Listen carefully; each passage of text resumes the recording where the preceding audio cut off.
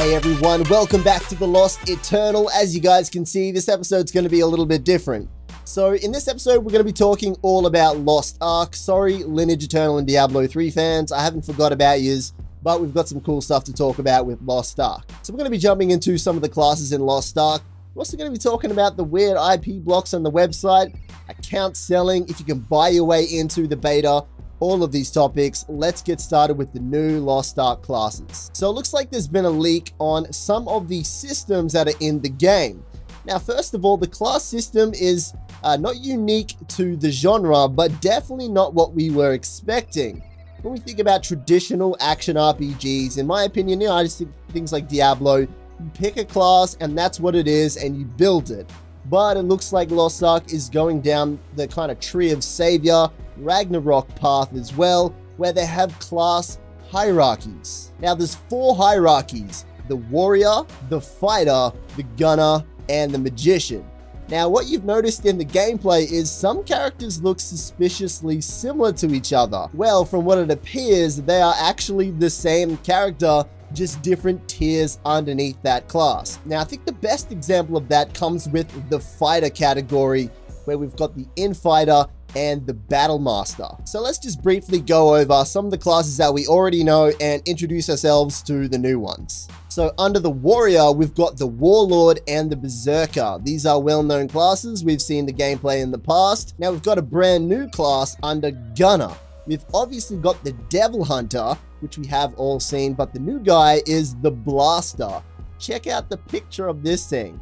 I have to say, like Eastern games have their own specific art style, a little bit different to the West, if you know what I mean, like very big and exaggerated, similar to say World of Warcraft, but it's kind of got its own style. Let's just say that minimal is not the right word to use. I like it though. Now the last brand new class introduced is under Magician, the Bard.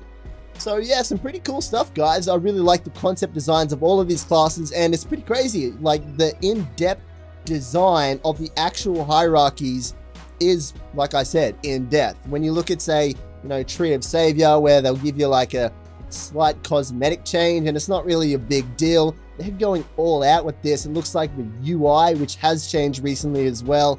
Everything is so different when you choose these classes. I love it. I really, really, really like this. It's something that I haven't experienced before in this much detail, so I am looking forward to getting into it. Let's talk about itemization, because it's probably the most important part about an action RPG. That's kind of what you do in these games. Now, we don't have the full details. We're going to find out pretty soon when the closed beta comes out, but we have got some details. So let's just go over what we do know anyway.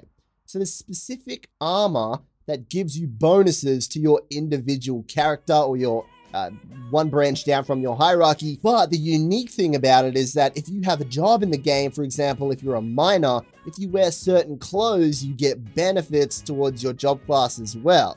So I think this is really cool. I'm guessing it's going to manifest in a way that, you put on the gear when you're going resource collecting, and you might get an extra stack or maybe some more XP. Either way, it's going to benefit your character in some way. Okay. Let's talk about the IP block situation going on.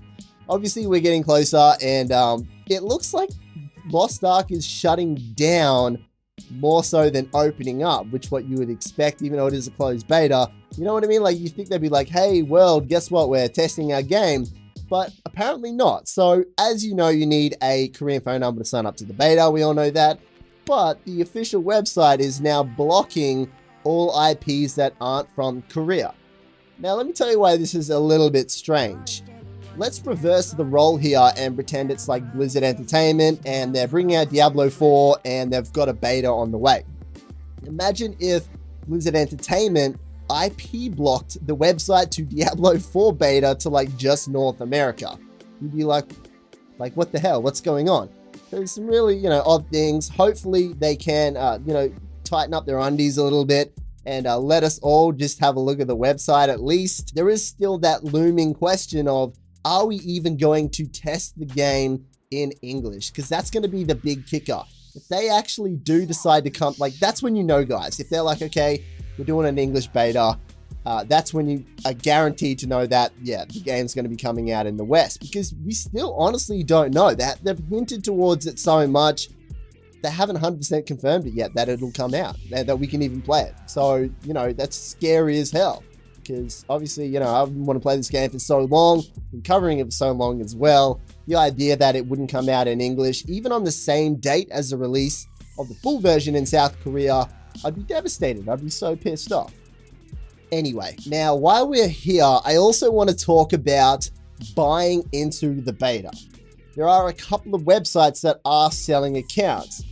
Here's what you need to know about it. So I'm going to guess and say 90% of it is not real stuff, not real accounts. But the ones that are real are offering a chance to get into the beta, not a guarantee. And they're expensive too. They're like $20 US.